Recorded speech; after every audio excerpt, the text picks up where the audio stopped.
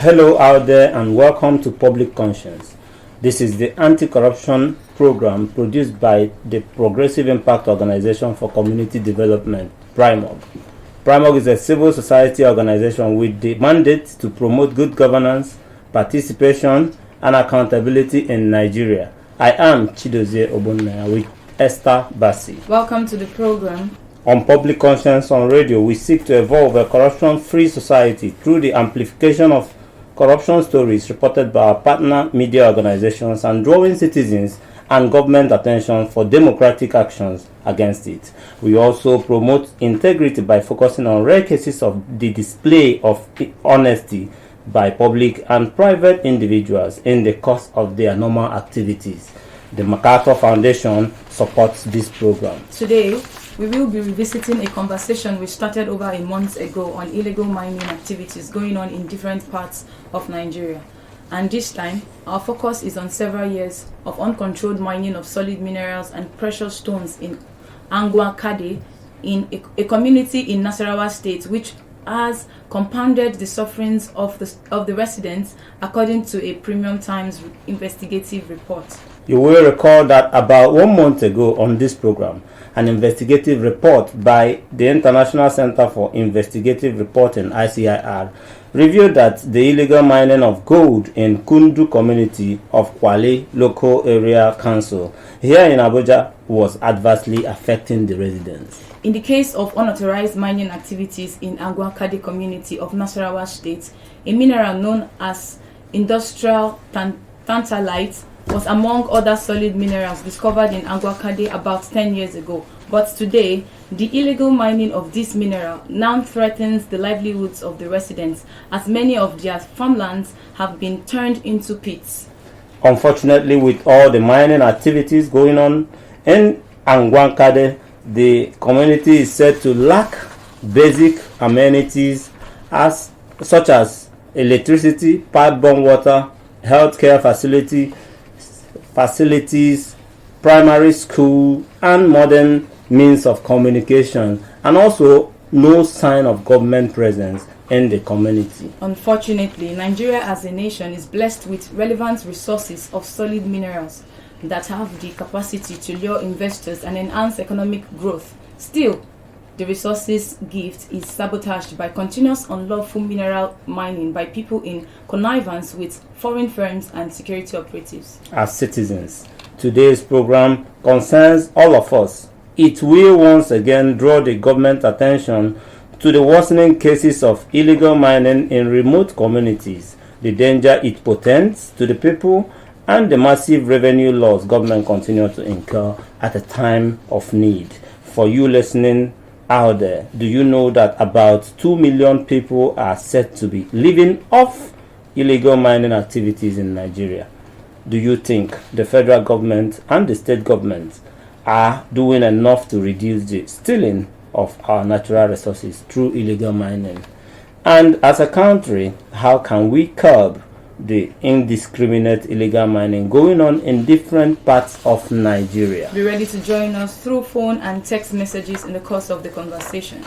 The WhatsApp phone line to send your message is 0902 265 6167. That is 0902 265 6167. Please indicate your name and your location when sending your message. This is for messages only. Please begin to send your messages as soon as possible to 09022656167, and that is 09022656167. The numbers to call will be given shortly. Let me quickly remind you that we are talking about the worsening cases of illegal mining in rural communities all over the country.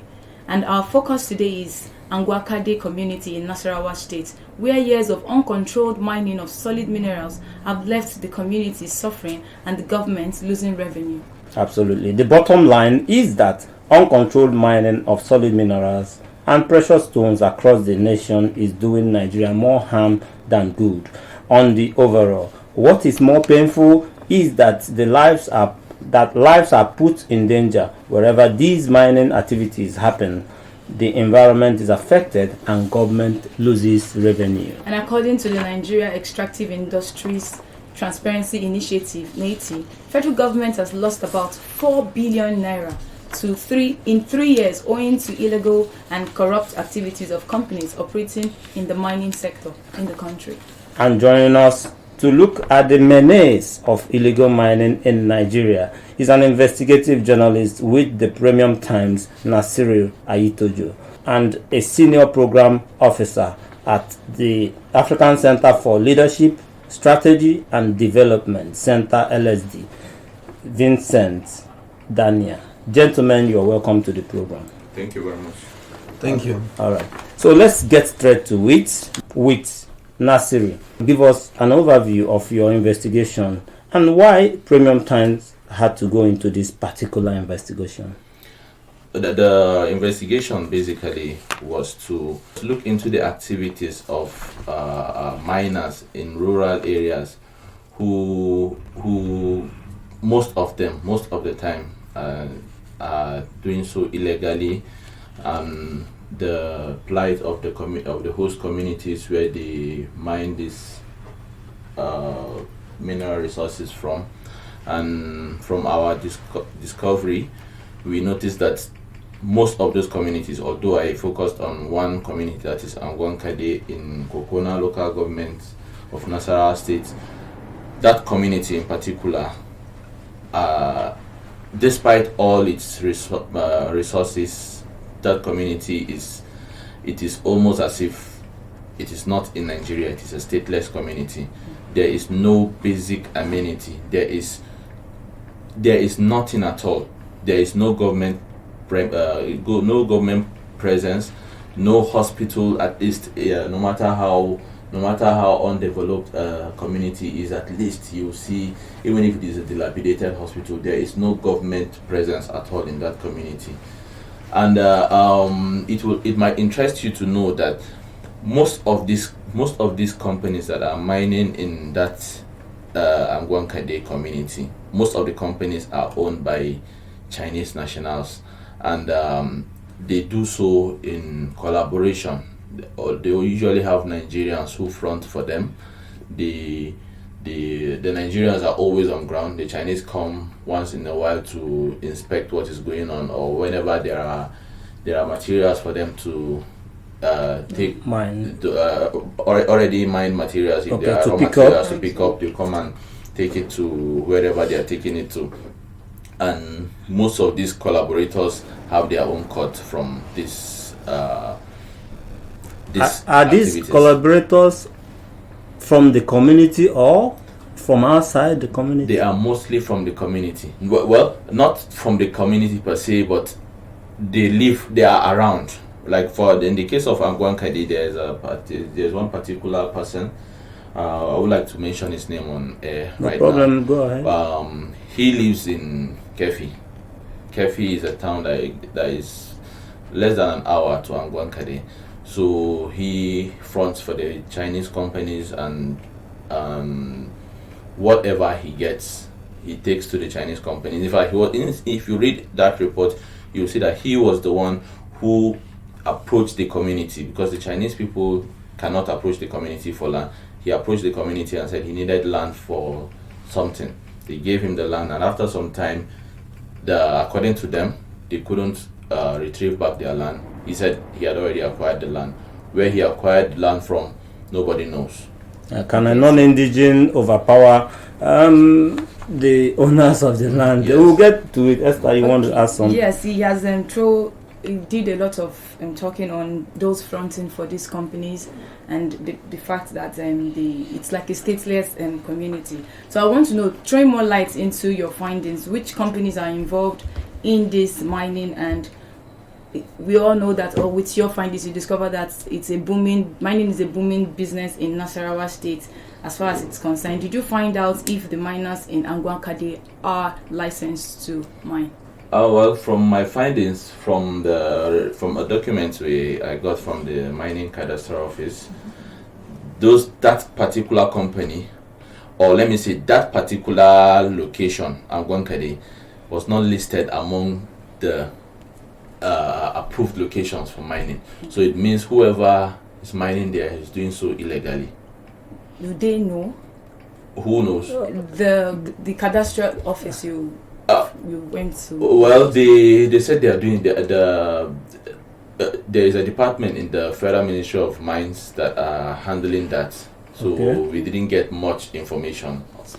Did you get to know the companies involved in this? I mean, we have Yes, so many firms. Well, there was one way we could only ascertain one of the companies, and how we got to know the name of the company. The locals they are not educated, so they wouldn't even know the name of the company. So on one of the mining equipments, the name of the company was written on it, something Olatunji Nigeria Limited. So is there even a Nigerian company? Yes. That was co-opted or working along with the Chinese company to do the mining? But the locals are employed, right? Yes, they are employed.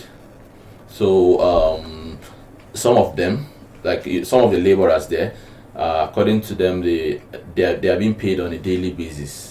So it ranges between 5,000 naira to 8,000 naira or so, and some of them are being paid based on what they get, what they are able to extract. If you are able to fill a bag of cement, this bag of cement, there's a certain amount you are being paid.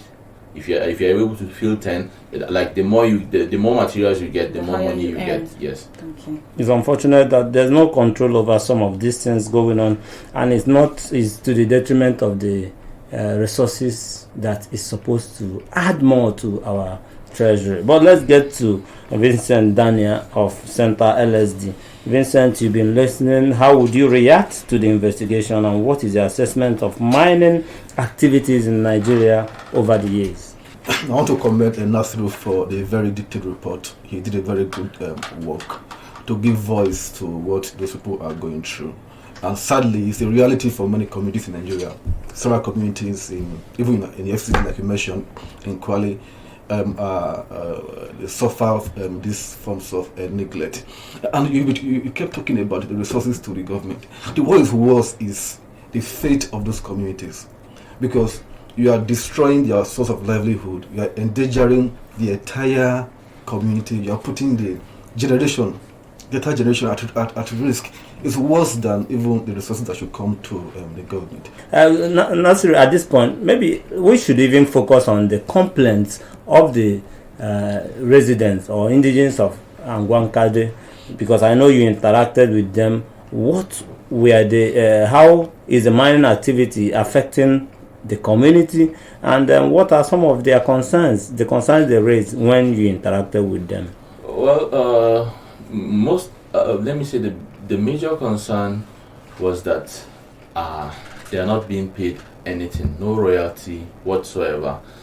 Like if they get whatever material they get from there, or whatever raw material they get from there, they don't get, like, even a dime doesn't come to the community. At least, even if it is a corporate social responsibility to build schools, road. Yes, because even at the mining site there, you could see small children going there to also pick all these crumbs of materials to gather. When they, I think in this small rubber paint, when they fill it up, they will be able. I think they said they sell it for, I think, 500 naira or so. So it is also engaging them. They're getting little things from the money, and they said they give their parents the money and they feed themselves with it. Okay, help me understand better, because the report says these residents or community members, they actually go to work in this mining.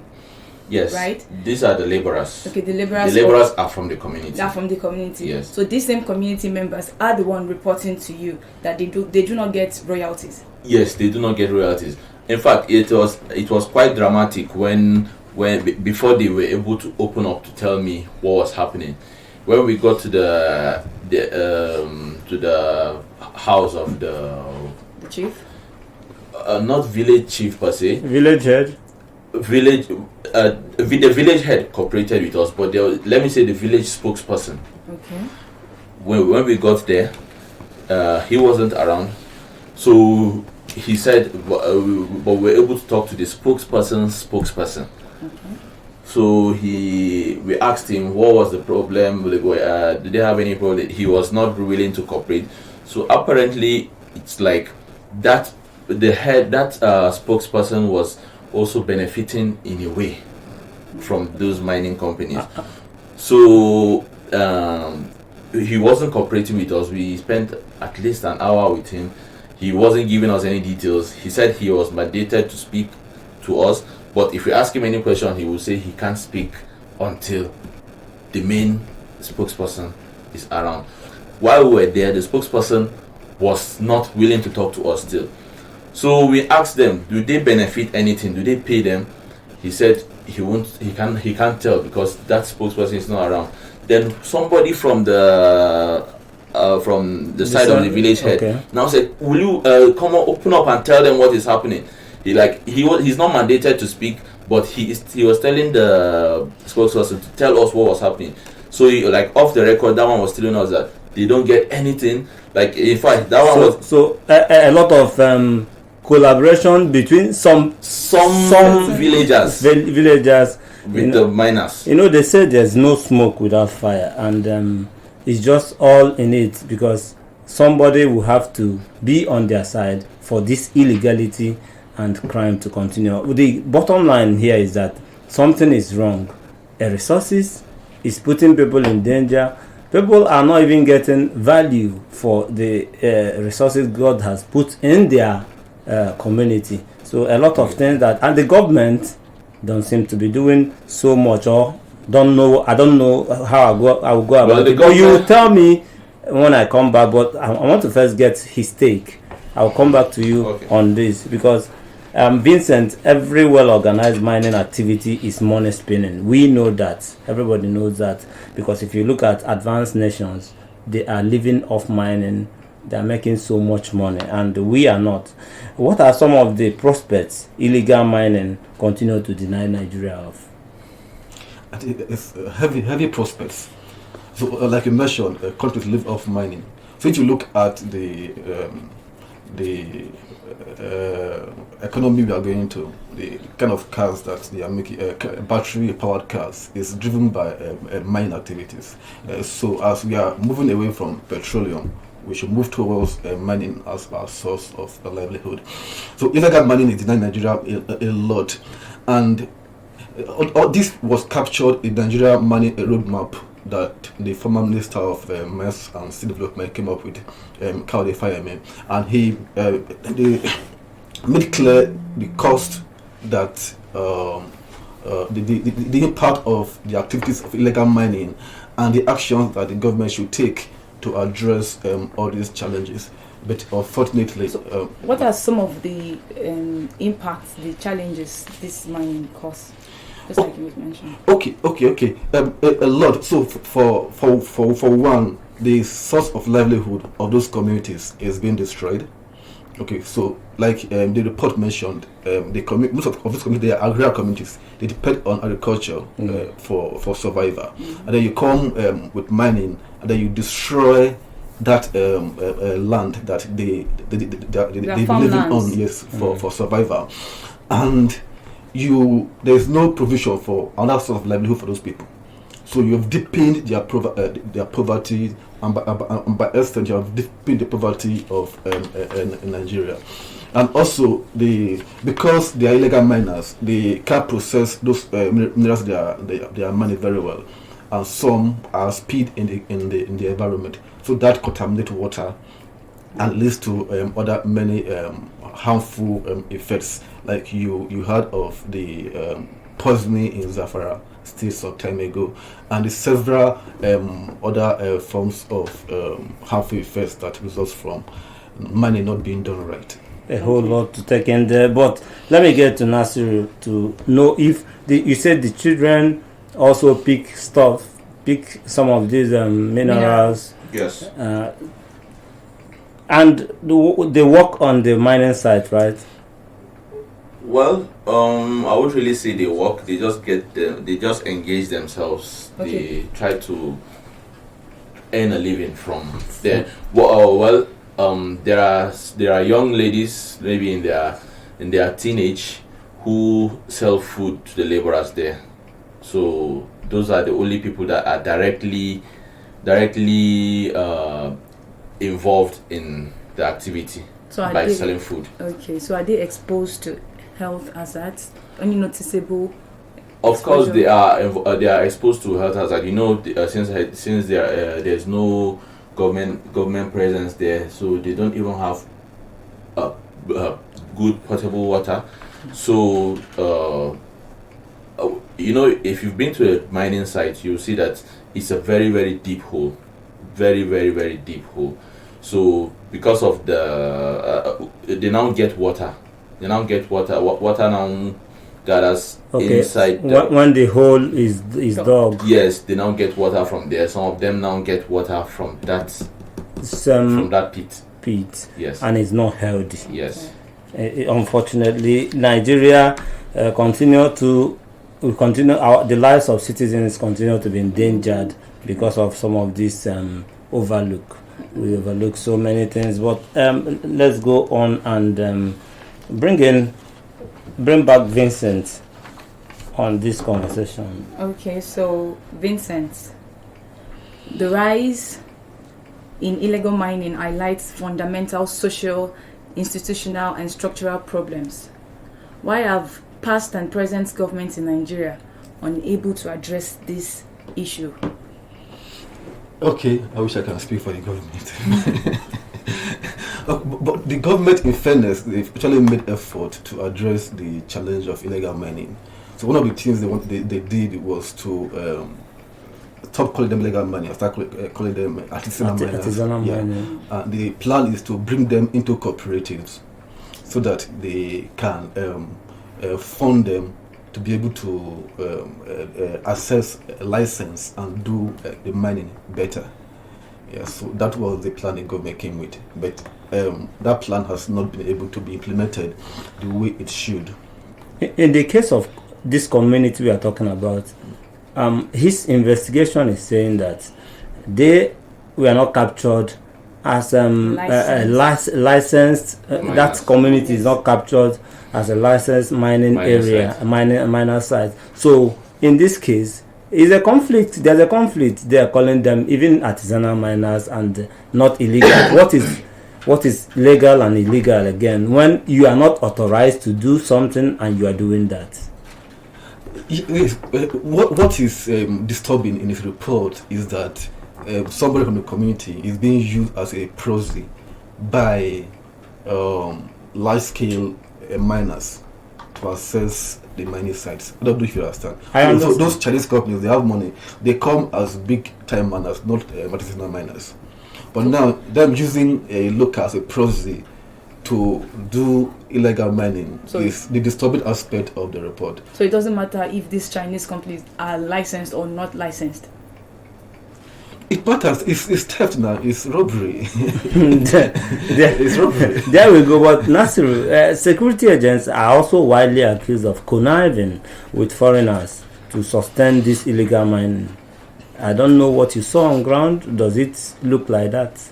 There was no presence of any security operative. Not at all. Not at all. Not at all. The only place where I can say that at least security agents should be able to see is if you coming out of the community along the Kefi Abuja Expressway. There's a filling station that has been totally converted to a mining materials depot. Oh. They gather all the materials there. That is where they sieve them. They separate what they need from what they don't need. So at least security, in fact, anybody who passes through that, who applies that road, either government official or security agents, must certainly see those people. It is not hidden. So not as if it is not hidden. It is not hidden. So do you think security agents are well equipped enough to even fight this if need be? You know, the problem with our security agents today, even if they see this, it can be easily settled between those mining and the security agents. Sorry to say, You mean like bribe their way through? And Well, something like that. it's unfortunate, but you are listening out there. We'll soon open the phone line for you to join the conversation. But this is a problem. It's a problem because people are going through a lot. Their health cannot be really accounted for because you don't even know what water you are drinking. There's always an effect in every mining site. Are they protected? Do they use any shield to save themselves from the dust? I don't think so. Not at And no all. government presence. Government should also be worried because they are losing money. They are losing resources. These natural resources is our common wealth. It should be brought to the center and shared as usual. But let's go on and bring in our callers at this point in time. Okay, for you out there listening to us, please follow us on our social media platforms at Official Primog. Please begin to send your messages now to 09022656167. And we are asking you this morning to join in the conversation and have your say. Do you think federal government and state governments are doing enough to reduce the stealing of our natural resources through illegal mining? And as a country, how can we curb the indiscriminate illegal mining going on in different parts of Nigeria? Some of the leading countries in the world in terms of mining and what they're making. China makes $183.8 billion US dollars, particularly from mining. That was a 2008 report. Let me see who is here. Hello? Hello. Your name and where you're calling from? My name is Grant. I'm calling from Nasarawa. Please, let's hear you. The issue of mining in Nigeria, even the way they are handling it, that's what criminal rights ordinances. You mean the government? How can a community see and it's not being captured in the community, some other communities that we are captured, or where minerals are being deposited, how it should be mined, who is being licensed or not. This is the issue, this is what we are seeing. And when everything has become oil, politics of oil, everything oil, how will you can see what those people are going through? So the number one people to be blamed is the government. It's the government. Every community, every local government, every state in Nigeria, they should go around and know what is right there. And how to mind this thing. Number one people to be benefiting from all this are the people that this have been domiciled in the community. And when eyes is on oil, and everything high like that, that's taking eyes down. It is what is available. Thank you. That's my contribution. Thank you for your contribution. I must say the same issue. We over concentration on oil. Do we have a message? Yes, we have a WhatsApp message. All and right. It's coming from Abo Innocent from Maitama. He said illegal mining is one among the many problems Nigerians are facing. The illegal mining are carried out by our leaders, and that is why they do not want it to stop. Thank you very much for the message, Innocent. Innocent, thank you for reaching us. All right, let's take this call also. Hello? Your name and where you're calling from? My name is Toby Taiwanese. I'm calling from Abuja. All right, Toby, let's hear you. Well, to be honest with you guys, it's a big problem in Nigeria. And the government has a lot of role to play. Are you there? I'm with you. Listen. If there is a resources in a particular community and they are doing mining, number one, just as the first caller said, they should give them license. At the same time, government should make social corporate responsibility a vital role for that community. Protect them, give them infrastructure, give them basic needs they need. Everybody will be calm and there will be growth. Whereby the government, they are not focusing on other resources except oil. Then how can we grow? Toby, For instance, for instance, in my community I come from, there's a mining there, and I don't have good road, no drinking water, and government may provisions. I can assure you, the whole community, coupled with traditional rulers, They will come together and they will give enable environment for government to take appropriate control of those resources, provided the community as well, they take care of. So government has a major role to play, and the community as a whole has a role to play as well. It's a win-win team. Thank you. All right, thank you, Toby, for your contribution. Vincent, my caller is putting the problem squarely on the foot of the government. Yeah, obviously, the government is responsible. So, mining is not something you can do in hiding. It's not something you can do in secret. So, mining is like, once you start, everybody is aware. So, the government can't claim ignorance. Nobody can claim ignorance. Let's go on with the conversation by getting straight to Nasiru. Nasiru, you spoke to the government. I don't know, in your investigation, did you get the position of the authorities, that is the state and federal ministries of mine and steel, before publishing your report? And what did they say? Well, the state government distanced themselves from whatever is going on. They said anything mining is in the purview of the federal government. So, but their citizens are suffering. Well, they said they are also not aware of what is happening in Angwankade. Hello, your name and where are you calling from? Thank you, Ojo Samson from Lokogoma. Ojo, let's hear you. My brothers and sisters, the system we run in this country give room for illegal mining. I've been an advocate of autonomous for local government for many years.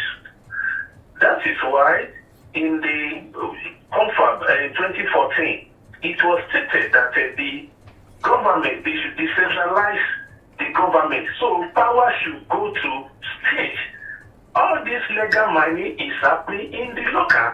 Like Itagu, very close to my hometown in Ilesha, they mine gold every day there. And then we know the big names that are behind all those things. That is why, you see, we should be specific. Government, is it federal government or state government? For now, it's the responsibility of the federal government.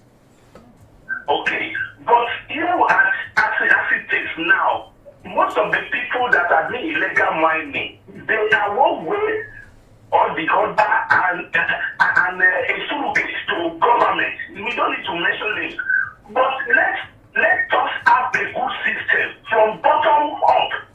That is why we should decentralize the center. The state government should have more power to mine the resources beneath their land and send just that to the center. That is the solution. God bless you, my people. Thank you. All right, thank you for your contribution. You are insisting on, I will call it restructuring. Please go on with your thoughts. Then I spoke to the permanent secretary of the Ministry of Environment, who oversees the mining sector. He also said the state was at the verge of signing a mineral resource policy that will mandate all these mining companies, that's the authorized mining companies, to develop their host communities. And also part of the steps they are taking was that the state government, sometimes if they are sure that a particular company is mining illegally, they usually chase them out of the site. And you know, during our investigation, some of them alleged that they are in collaboration with some officials of the government. The state government denied it. They said even if they are going for exhibitions and all that, you know, Nasarawa is a home of solid minerals. Mining is going on in almost every local government. He said they usually buy those samples from them, that they are not even giving those samples for free. Okay. As a follow-up, has there been any known action by the government after your report? None that I know of. None that you know of? Yes. Oh, that's unfortunate. Okay, so let's go over to Vincent Abu. Okay, with the way banditry is right now in Nigeria, local conflicts and terrorism in Nigeria have been linked to illegal mining activities, you know, in recent times. How far can addressing the illegal mining go? and curbing the banditry, terrorism, the and conflict. If you can mine illegally and get a process from it, then they can finance their banditry and criminal activities. So if they don't without curb illegal mining, this thing will stop, because it's an easy way for those terrorists to get money to finance their evil operations. I mean, we've heard reports of I don't know if you did hear about what is going on in Zamfara at some point, that mining, there were a lot of people quarreling because of mining. So it's simply something that we need to tackle and bring checks and balances to those spaces, those areas that seems to be ungoverned. Nasiru, you want to say something about that? Areas that about what will be the impact of tackling illegal mining and what it will do to resolving terrorism issues and banditry. Because if you go to a place like Zamfara, the issue was raised that mining was giving impetus to so much criminality is happening in that state. Okay, I think the way out is for government to fully take over. The way government has taken over the exploration of oil in the oil producing areas, government should take over the activities of mining in the entire country. For now, government should take over. Government should take over. Let me take this call. Hello? Your name and where you're calling from?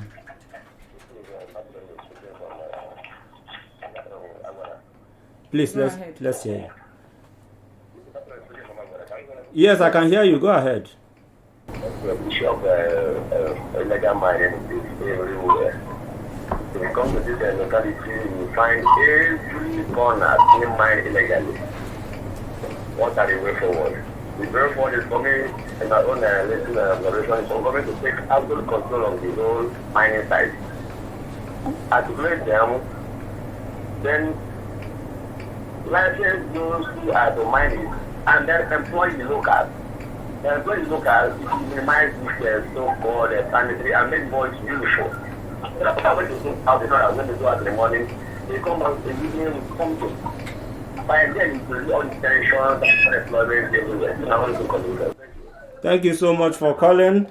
You say the government should regulate, take over every mining site. Please go ahead, Nasiru. Okay, I was talking about major problem was people holding information. People did not want to reveal anything to us. At some point, when I met the retailers at the Abuja Expressway, I had to pose as a postgraduate student of geology to ask them some questions. In fact, when I even got there, I was taking pictures. They insisted I deleted those pictures.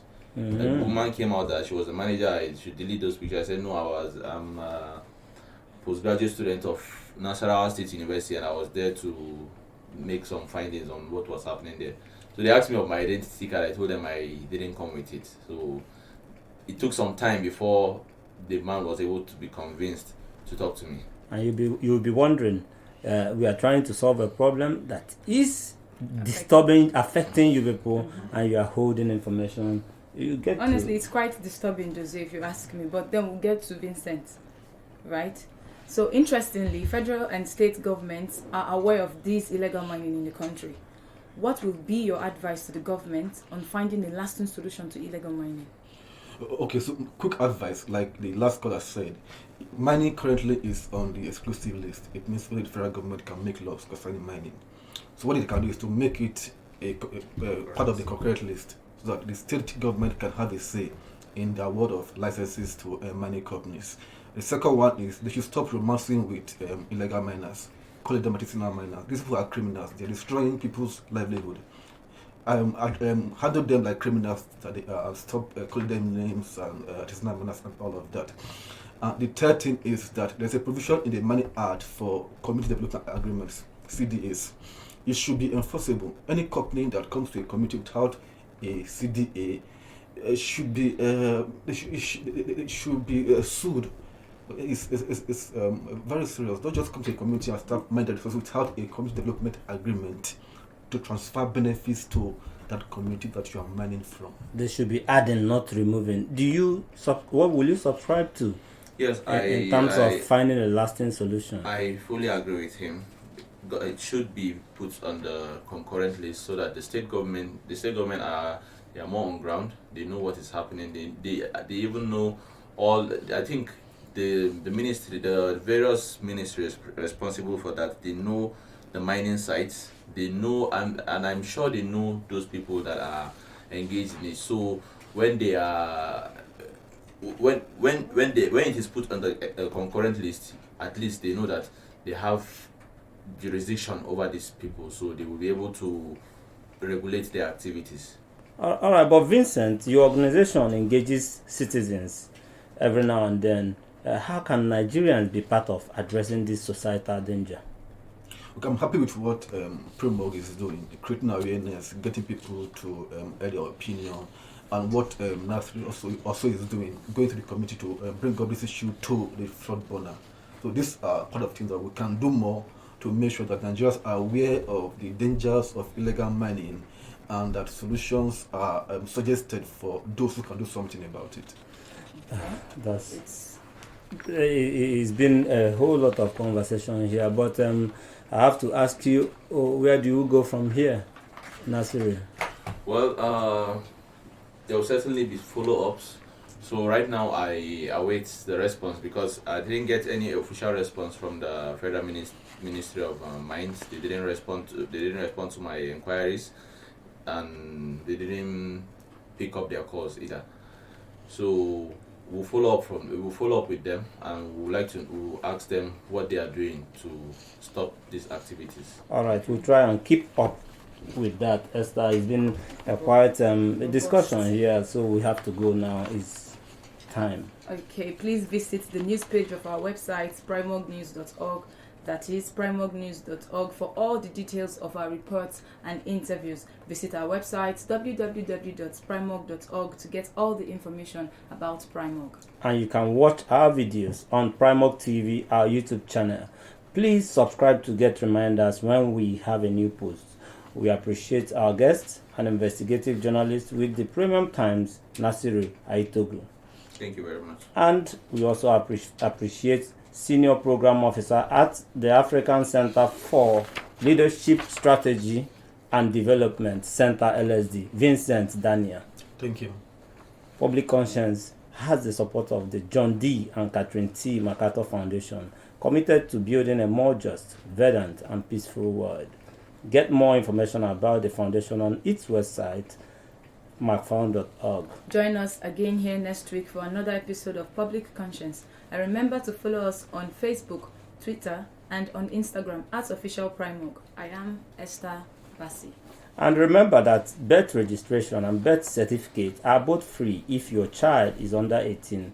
Help stop the corruption in birth registration and do not pay for birth certificates.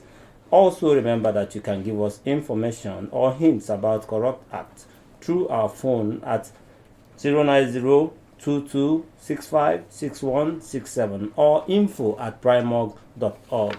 I am Chidozie Ogbonnaya. God bless you.